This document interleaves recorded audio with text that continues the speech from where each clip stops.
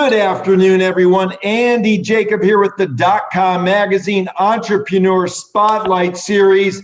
I have a show for you today that you absolutely do not want to miss. I've been able to book Mr. Mike Shapiro. And Mike, you probably know about him. He's been a trader, a venture capitalist. He's a real estate expert. We'll get into that momentarily. He's a lecturer. He really is a multifaceted entrepreneur. He's got a new offering that he's the managing director of called Plunk, which is this super interesting and amazing application that he and his team have been able to develop. It's super cool. We're going to get into that momentarily. But Mike, thanks so much for slicing some time out to come on the Entrepreneur Spotlight Series today. Well, I appreciate the offer. Thank you so much for interviewing me. Mike, this is great to have you on the show. There's so much to talk about. There's so much to uncover. There's so much to unravel with your entrepreneurial journey. We're going to get into that momentarily.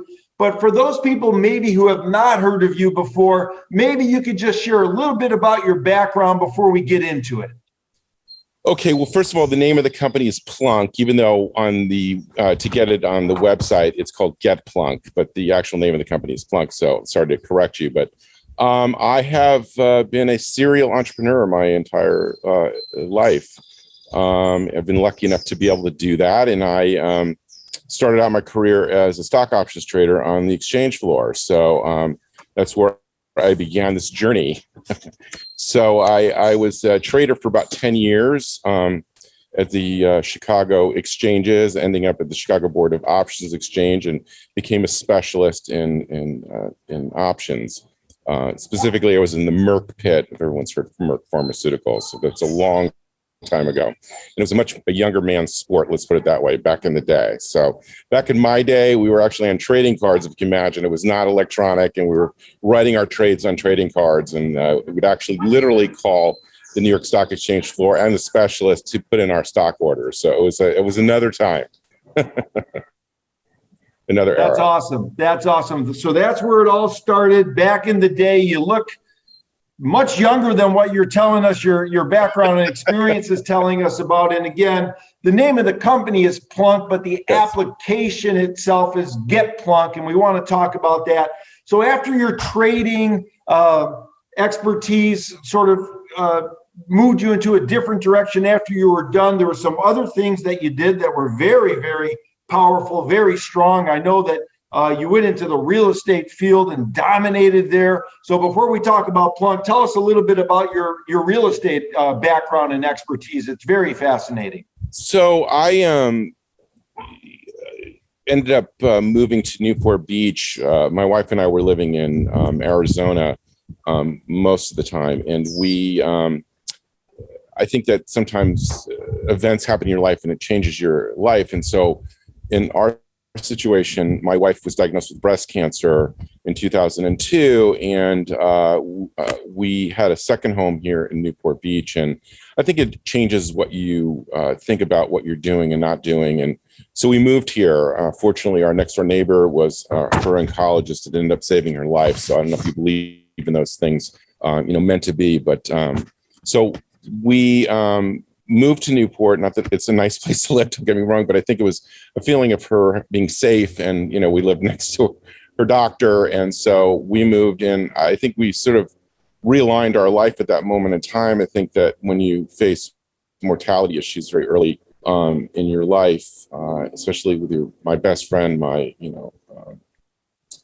soulmate, I think that you realign what you're thinking. And so, we kind of retired early, which was a mistake, obviously, in the way I am. And so we said, enough is enough.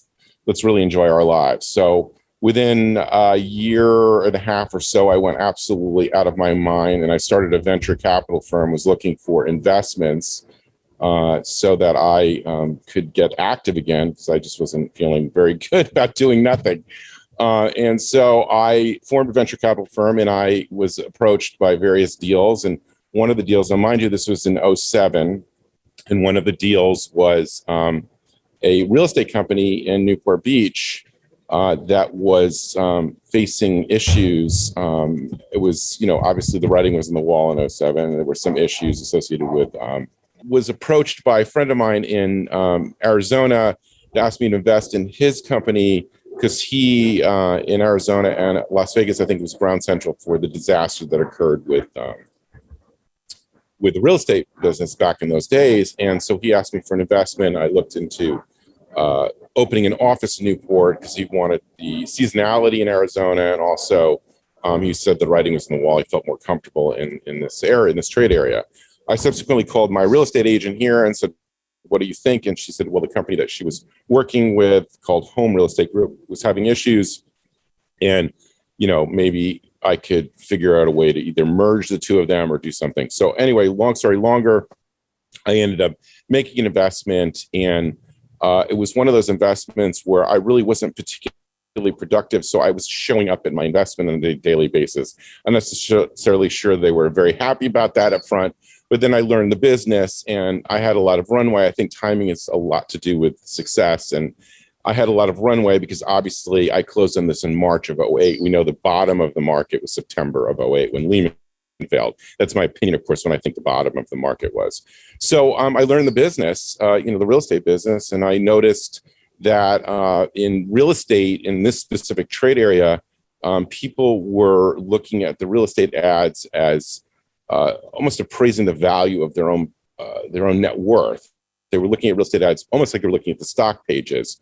And so subsequently, it was a situation where I said, hey, this is interesting. We should really try to mimic more of a Goldman Sachs or Merrill Lynch than we should try to mimic other brokerages. And that's kind of how I try to direct Home Real Estate Group. And we grew from essentially almost a bankrupt company at 200 million to almost 3 billion in sales. We were actually the third or fourth largest Sotheby's in the world.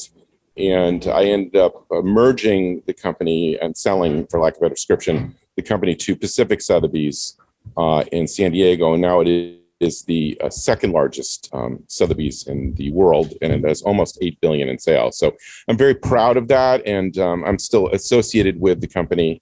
I've been completely disengaged from it, for lack of a better description. And my wife is a real estate agent there as well, and she's quite successful. So that's where I ended up in a situation where I was once again without a position, and I went back into my venture capital hat, and I was looking for something to do again. And I met these two gentlemen from Seattle, Brian Lent and David Bloom. And they told me a story of what they wanted to do. I thought it was amazing. I wanted to invest, and I really wanted to work with them. And that's where we came to where I'm doing right now, which is Plunk. So it's very exciting. I love it. Plunk. And then the app is Get Plunk. So this is a remarkable story, Mike. And thank goodness that your wife is doing better. The story about you moving and your neighbor saved her life, who was a physician. Things like that happen when you stay positive and you keep your wits about you. And the fact that, your wife is your soulmate and is, you have a beautiful relationship is amazing. And for entrepreneurs, if you have a partner that supports what you do, that is always very, very helpful. And I know that Mike and his wife support each other in a remarkable way. And that's a beautiful, beautiful story. Your venture capital firm led you into the real estate business. You became just uber successful. The Sotheby's that you put together did over $3 billion in sales. You sold it. Now they're doing $7 billion in sales. It's absolutely unbelievable. And then you meet a couple guys up in Seattle, and here we are in 2021, and you've got Plunk. So let's talk about Plunk, because it's really not only a great name, but this is an app. And I was so fascinated when I read about it, designed to predict, besides other things, what renovation projects will improve your home's value. It's like an amazing idea. I mean, this is an earth-shattering idea that you and these guys have. Let's talk about it. How did all this come about? I think that there was a combination of many events. The two gentlemen, as I've spoken before, are the ones who created the company. They were looking for somebody that understood real estate business as an insider. And also, I had an unusual background where I was a stock options trader, and so I understood the equity markets and the relationships associated with it. So they always called me a unicorn. So when they presented me these ideas, I had really embraced it before. I mean, I'm not saying it's not their idea, but I really had embraced this concept many, many years ago and had written about it and all of the various aspects associated with housing being one of the most important asset classes in our world. And so, in fact, housing today is a $40 trillion asset class. It dwarfs almost all of the other asset classes. I think when we started this, and I don't want to make light of COVID. It's been an awful year for a lot of people, and I'm not trying to not understand how awful it has been. Many people have died, and there's been massive disruptions, and many people are unemployed. So I'm not trying to gloss over that situation. However, I believe that COVID created a situation where it became a primary focus of people's attention, housing, and I think that real estate in residential real estate, in fact, has become somewhat commercialized. I think that's an accelerant. I think what our hope was as we developed this product that people would look at it this way. And I think that this year has sort of brought people much more rapidly into the fold of looking at their primary residence as a major investment. And what do they do and how do they handle it? And what do they do to invest in it for future growth? So we are the first real-time valuation application. And so we're using through neural networks, machine learning, and writing artificial intelligence software exactly on a granular basis. What is your real-time valuation, literally at that moment in time? People don't understand that their houses actually reprice daily. In fact, they reprice, in my opinion, probably minute by minute, the same reaction that the stock market has to news, or as they call reading the tape. I say, when you're reading what's going on or whatever news is going on, the same thing is happening to housing. I think housing in general is not adjusted to that in the same way, even though the buyers are instantly identifying what they think something's worth based on what's happening around them in their environment.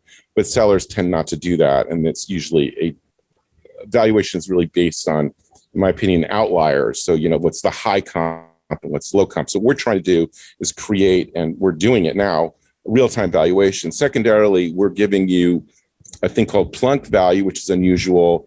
And that's essentially what would your house be worth if you did the following things, or if you were to change the bathroom, if you were to change the kitchen, if you were to put a pool in. So we're making also project recommendations associated with this application. So we're trying to manage this incredibly important asset to our country, our world. I think it's really in the world, but they're obviously specifically focusing on the United States. So I want to make it clear that we're only releasing it in Seattle right now. We will obviously be rolling out on a national basis, but we're testing out in the Seattle market at this point, because for obvious reasons, making sure that we work all the bugs out. So I could also say that you'll have to edit this comment out right now, but you're not releasing this before April 26th. Is that correct? We won't. Okay, perfect. So now I can also say that we are also part of the REACH program. So NAR is an investor, a National Association of Realtors, which is the largest trade organization in the United States. This is a really important thing to talk about. We're one of 16, and I have to verify exactly how many companies are in this program, where they are thinking that we are the future of potential technology-driven applications to the future of real estate. So it's really an honor to be part of that and to work with other companies I've selected. Companies like DocuSign were part of this REACH program. So it's kind of exciting to see other people seeing what we're trying to do. This is probably premature, but on top of what we're doing at Plunk is that the drivers behind the Plunk application and also the data science is also giving me an opportunity to make prescient capability as far as what will be the future of real estate, because real estate, like all other asset classes, is correlative to the entire world of asset classes. And I don't want to complicate matters, but if you really think about it, even in the stock market, for example, if one drug company goes up, then many others may follow. Or if oil goes up, then maybe the oil companies will go up. So there's always this correlative behavior between asset classes. And so I think that real estate in general has never been looked at that way before. And that's what I'm also looking at in my part of the business, and looking how do we take care of and understand where these values are going. So being prescient in terms of what those behaviors are on a national basis. Michael, that's incredible. You know, you can see where your background and experience has come in a major way with the Plunk interface. It's very, very interesting. As you mentioned, housing is a $40 trillion asset class. You look at it in a much different way than other people, and that's why you are where you are, and that's why you're able to think sort of as a zeitgeist about what's going to happen in the future, in not only the housing asset class, but others as well. So when we talk about this application and we talk about the Plunk interface, what caught our attention and we think is really a game changer is your app will tell me that if I do certain things, if I add a pool or I do this or I do that, that this will happen to my asset. This will happen to my home value. And you're using some type of AI underlayment to figure that out, as well as other data. So it's really an incredible application. So you're releasing now in one part of the country to make sure that it works and that you've got the bugs kicked out of it so that you can take it nationwide. For the younger entrepreneurs watching the show, maybe you could talk about sort of the reason why you're doing that and why it's important to make sure that things really work before you go big time. Well, having been in business for a long time and having done multiple companies and startups in my career, I think that releasing something nationally and having significant bugs does not necessarily bode well for the future of a company. So we really want to make sure that that what we're doing is pretty accurate here. And so I think Seattle is the home of where Plunk is headquartered. It's also the home of many, many tech companies. In fact, some of the most important tech companies in the world. And so it's a very good place to test this out, because there's a lot of people who are working in artificial intelligence and will really put our hand to the fire, for lack of a better description. Also, the Seattle market has multiple types of housing, which was critical for us to understand, being rural, a city, an inner city, secondary markets that were really growing due to tax implications. So there was a lot of variables of the Seattle market that was really attractive to doing a test, and really resonates through the nation. It means I'm not 100% as far as, each area is granular, clearly, but it is a pretty good place to start.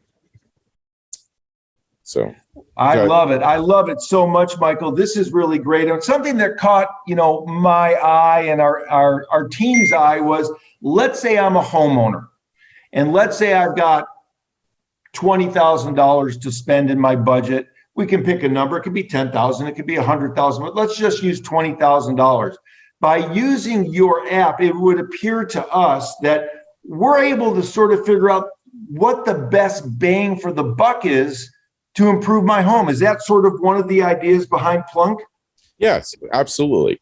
It's about being smart about your investment. It's about having tools to determine what is the best way for me to do it. It's not always going to be positive. There may be negative implications to doing something in a trade area. So that's where the AI comes into play. So in certain places, like I'm in Newport Beach, a pool will add value. Obviously, if you live in Chicago, no one necessarily wants a pool.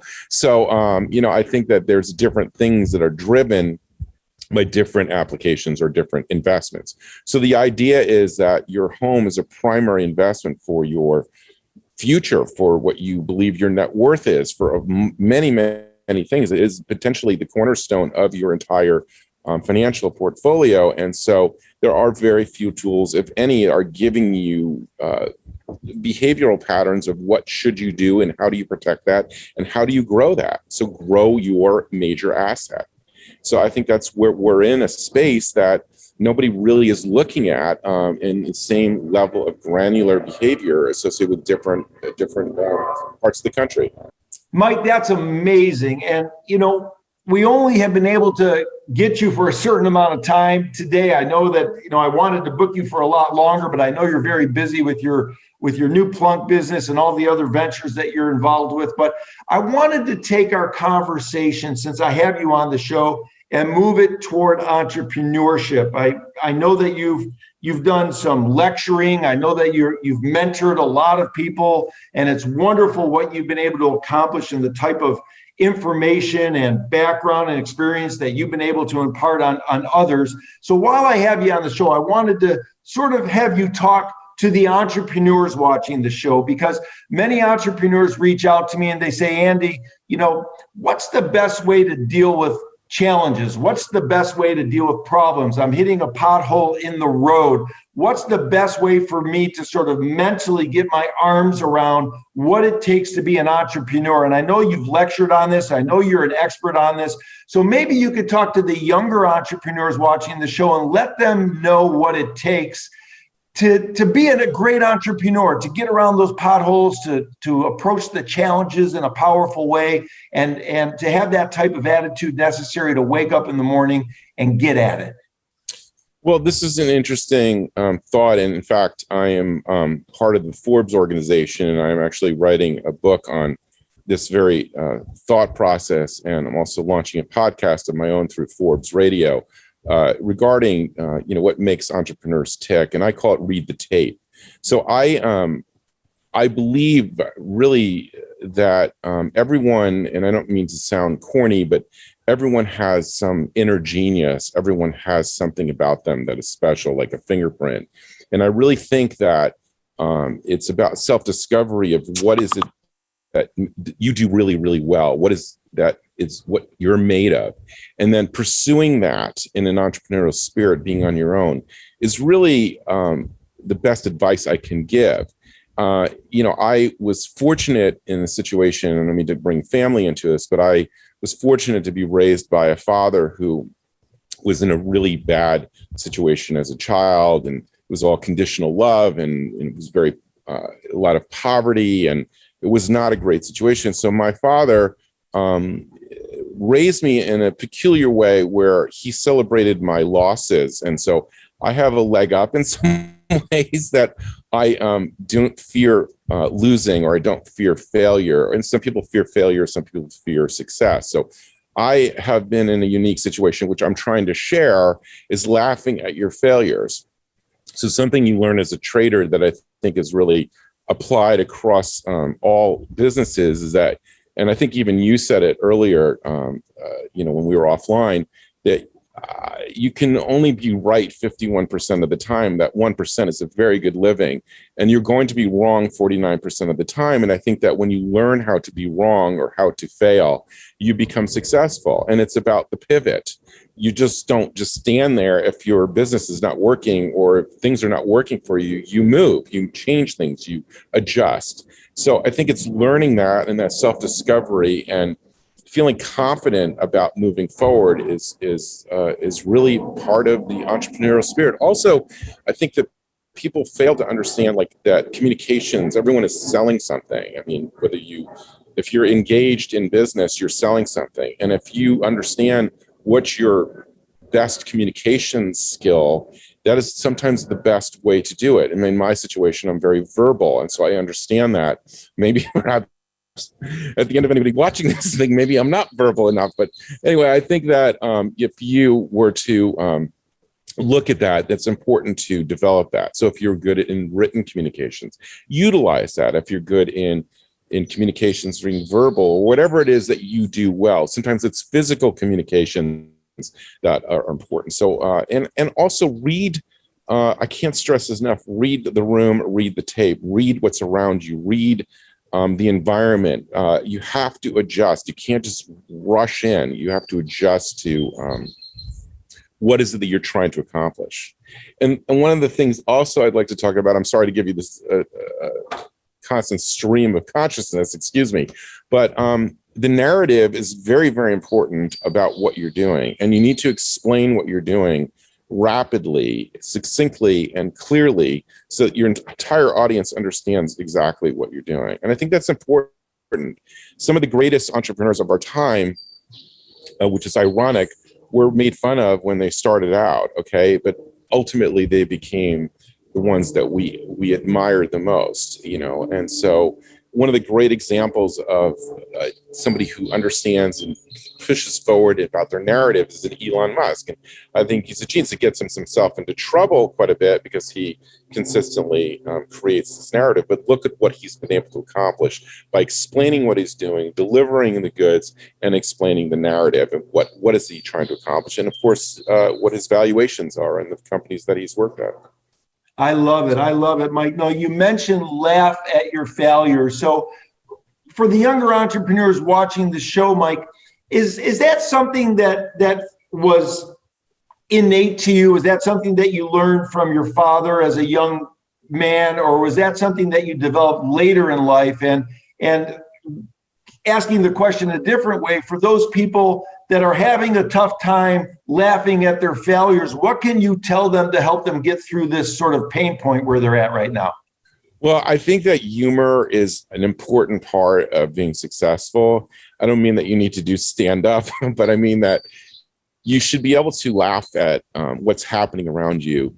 Life in general is sometimes quite absurd. And if you were able to look at what's going on and laugh at all of these things and enjoy yourself, I mean, they've even shown in health that one that laughs more is healthier. So it's important to embrace that. And it's important to embrace humor associated with it. So when I was running home real estate group at Trinity Pacific, a great deal of my time was when people would fail with something is making light of it. And it's like, well, what are you going to do next? And how do you do this? So laughing at failure, yes, my father taught me that, but that's what I try to share with others. So you do need to laugh. I'm not trying to be silly. There are things that you can't just laugh at. There are healthcare issues and things like that. Of course, you don't laugh at that. But in general, in your existence, when things go wrong, and things always do, then rather than sitting there and saying, oh, I wish I did, I wish I didn't, and getting wrapped up in that is a mistake. And also, I think that people tend to gravitate to negatives before they gravitate to positives. So you can have, think of this as a shared human quality.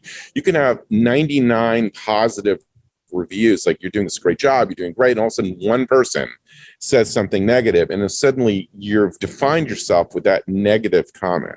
So it's hard. You have to adjust. I'm not telling you anything and your audience anything that you've ever heard before. What I'm trying to say is that you need to practice this. This isn't just about saying this. Practice it. So that's another important thing about how do you do this? Practice it. Just to say I can't, like, that's not an answer. I love it. And Mike, you're known for putting, great teams together. As a venture capitalist, when you look at a company and you look at a solopreneur or an entrepreneur, how important is the team? In other words, when you're looking at maybe making an investment, kind of putting your venture capitalist hat on just for a minute, Mike, when you look at that entrepreneur and you look at what they've been able to accomplish at the company, how important is the team versus just the entrepreneur leading the way? I think the team is no one can do anything alone. I don't think anyone would claim that. And I believe that the team is probably the most important thing. And what is the team built around, and how are they communicating, and how are they working together? So I'm lucky in having had multiply great teams in my existence. And in fact, at Plunk, it's an extraordinary team of professionals. That is probably the most important thing, is the team, to be honest with you. It's more important than being the entrepreneur or the leader. Is like, how is that being supported, those ideas, those concepts?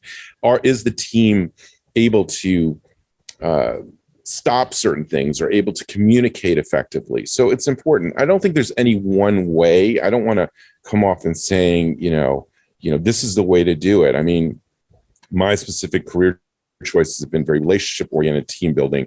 That's important to me, but that doesn't always mean that's the most successful way an organization can work. I mean, for example, the military is quite the opposite. The team is the most important thing. Obviously, they're protecting each other's lives, but there's a direct command aspect to it. So they're both successful ways. I'm taking extreme versions, one or the other, but it is, I can't stress it enough how important that team is and what their background is. And I can't stress enough having people that have experience, not only necessarily education. I think education is a very important thing. I'm not saying light of that, but having people that have experience in a specific field is very important to building a team. The other thing is, I always say this, and it's not like I'm inventing this line, but you are paid for your creativity. And so if you don't are not creative in whatever position you're in, that is sort of a dead end. I mean, this is about being an entrepreneur. And so never do that. Express yourself. You need to be creative in whatever you're doing. And that's really important. And that goes back to what I was saying before. The most celebrated entrepreneurs were early on, were like, what are you doing? You don't know what you're doing. This is a wrong idea. And now they're, look what they did. Look how what they've created. Look at what they've done. And you can name all these companies. I love it, Mike. And I only have a couple more questions. I know I'm keeping you over, but it's great to have you on the show. I don't know when I'm going to get you back. No, this is fantastic. So, Mike, for some people in the world, they have a tough time getting out of bed. I mean, they watch Shark Tank and they watch shows like this, and they have an idea or they have something in their mind that's percolating, but they just can't take that first step. And maybe they're just so worried about failure, or maybe they've been told no their whole life, or maybe they've been told they can't do it their whole life. So for those people that are sitting on the sidelines, this sort of talks about, in relationship to your hopefully new book that's going to be coming out soon called Read the Tape, or your podcast. What do you say to those people that just can't take that first step? They just can't, they're paralyzed. They just can't get that first step done. Well, first of all, I'm not, I want to make it clear that I'm not professionally trained as far as a therapist. So, the first thing that I would say is, there are very real things associated with depression, and there are some clinical issues. So the first step is, if I'm with somebody and they're asking me for coaching, I try to identify as early on as possible if there's anything that's clinical, because I'm not qualified. And so hopefully they seek out somebody to get them in a position where they're feeling good enough to want to embark. So the first step is just that. It's hard to explain. The first step's always the hardest step, but you just make it. The old line, come on in, the water's fine. You just do it. Every day you do it. So sometimes if I'm coaching somebody, it's accountability. What did you do today? Sometimes it's, I said earlier in this podcast, it's self-discovery. So I ask questions like, name 5 things that you do well that are easy. Just give me 5 things that have just been easy in your life. Can you tell me something that's been easy in your life? Can you tell me something that just gives you joy? And sometimes that self-discovery leads you to the place of word. How do you make that first step? What are you comfortable in? I don't like a lot of people where they say, just do it. Yeah, that's great. But everyone has just do it in a different way. And everyone has different capability. So that's where that self-discovery comes from. So I can't just say to you, come on into the water. If you're fearful of water, there are steps that one needs to take in order to do that. Maybe just go into the kiddie pool first, or put your foot in the water, or things like that in order to accomplish those goals. I don't know if that's helpful, and I'm sure you've heard this over and over again. So I have, like I've said before, a unique situation where my father made me a sociopathic risk taker. And I don't mean that in a negative way, but he's given me, and I try to share that with others, the ability to laugh at these failures. So I'm like, I'll keep taking risks. And ultimately that is the decision process. And if you don't take those risks, whatever that is, you won't get the performance. You won't get where you want to go. So it is about calculated risk taking, no matter what. Absolutely. Let's talk about that, Mike. So what did your dad say? Did he say something like, when you made an error or mistake, did he say, oh, son, that's great that happened, because the more of those mistakes that you make, the faster you're going to get to the good stuff. Like, how did he position that for you? Because there's even fathers watching the show that are wondering how they can get this can-do attitude out of their kids. Well, I think that he grew up in such a way that everything was conditional, so that I think what he was trying to give me, and I think it's the ultimate thing, and I'm not certainly an expert in families, but the ultimate thing is unconditional love to your child or anybody who's around you, and accepting all of these issues. And it creates the springboard to do that. So what did he do? He literally celebrated my failures. Whether I made a goal for the other soccer team as a child, he would be the first person I would remember him being on the sidelines screaming out, "That's my kid." I mean, no parents were doing that. He'd be doing that. Or if I was a swimmer, I remember starting on the other side of the pool in backstroke. And like, imagine a child, I don't remember how old I was, so like last year, swimmers take your mark, and then in backstroke you pull up, and no one else is around me. They're all on the other side of the pool. I was a kid, and I remember my father laughing hysterically and saying that was my kid. And I had to go around the other side, and just praising all of these train wrecks in my existence. I mean, I remember, this is a funny story if you want me to share this or not. My first job as a kid, I think I was 16 years old, and I worked in, I certainly love Burger King even to this day.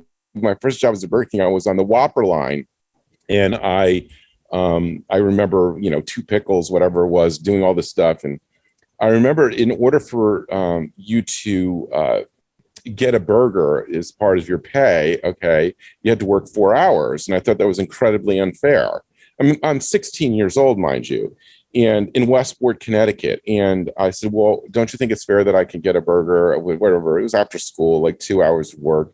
So I literally did a walkout strike at 16 years old, the Burger King, and shut down the Burger King in my town and I convinced the other workers, well, probably the manager was like 19 or 20 at the time, to shut it down in order for us to get our burger. So I was a labor leader at 16, and I remember going home and the manager calling my father, I think, and my father is like, "What do you do now?" And just laughing hysterically, and like coming to me, he says, "You're a labor leader," and just like embraced me of even that expression of, this isn't the right thing to do. So yes, I try to share that with others in embracing, what's the right thing to do. I can't stress that enough. In fact, he used to say, and I'm sorry to make this a show about my dad, it was important to me, but he used to say to me things that resonate with me today, very much so, and I think they should resonate with everybody.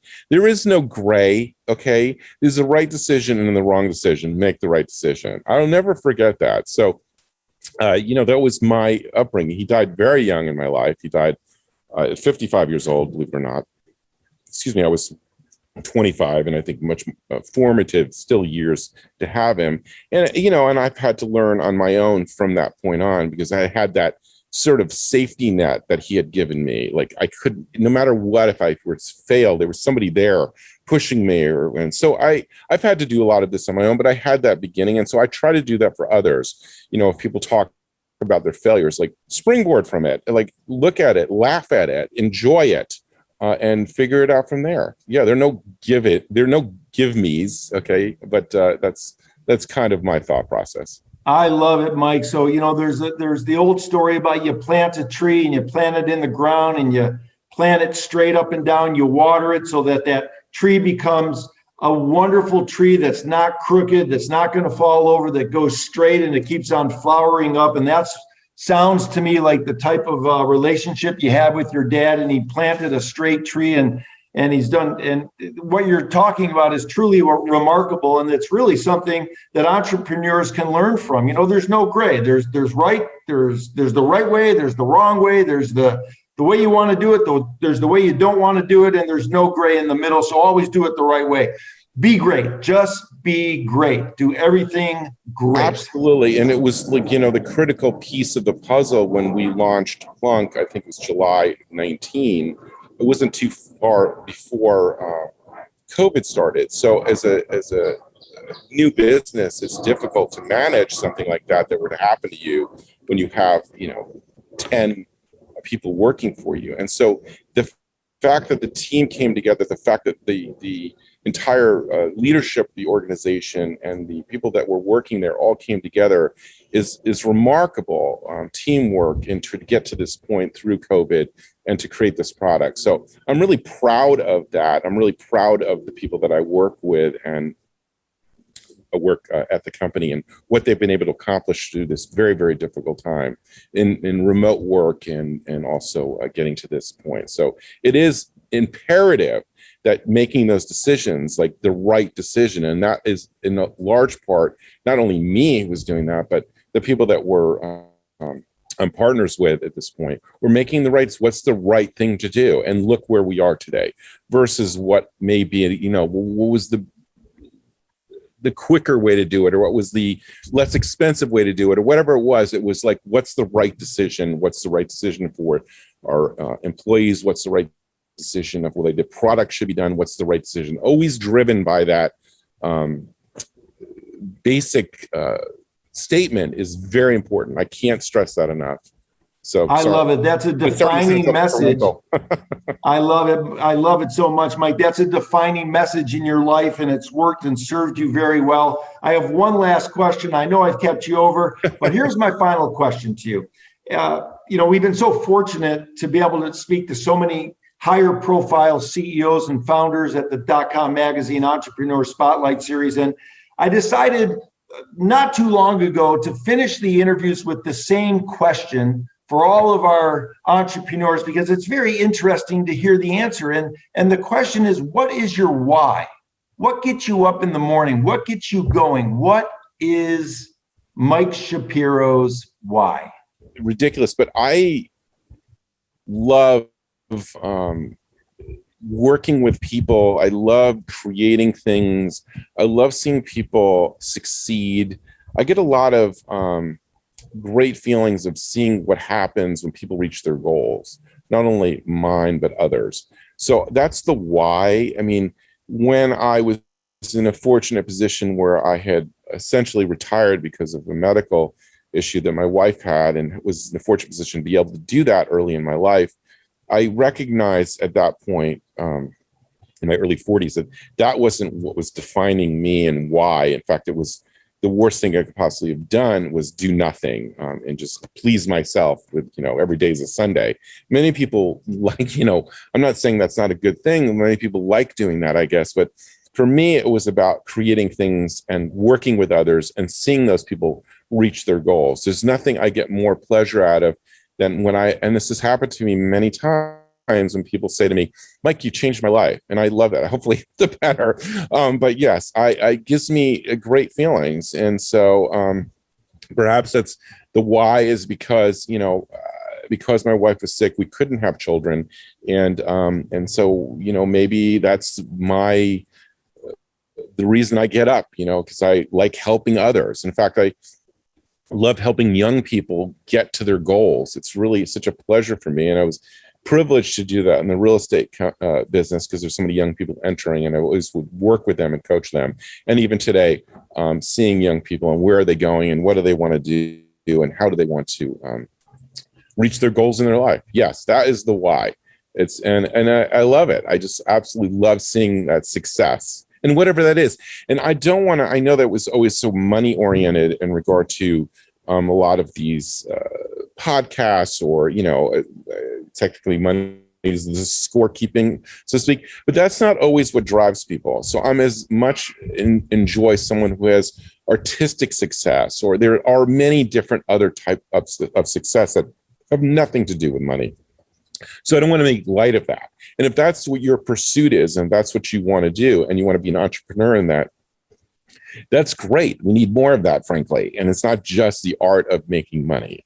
So anyway, if I could leave you with that. I love it. I love it, Mike.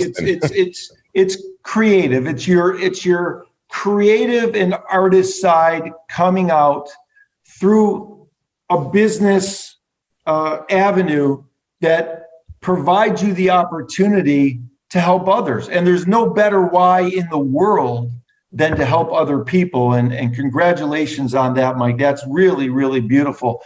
Well, we've spent more time than you've allotted me, so I've stolen some of your time, Mike, but thank you so much. This has been really a pleasure to have you on the show. I've been waiting for this interview for almost 2 months, and I just want to thank you so much for telling us all about Plunk and what's going on with the Get Plunk app. It's going to be amazing as you do the nationwide rollout after you work it out completely in the one area that you're currently in, which is the Seattle area, I believe. Is that correct?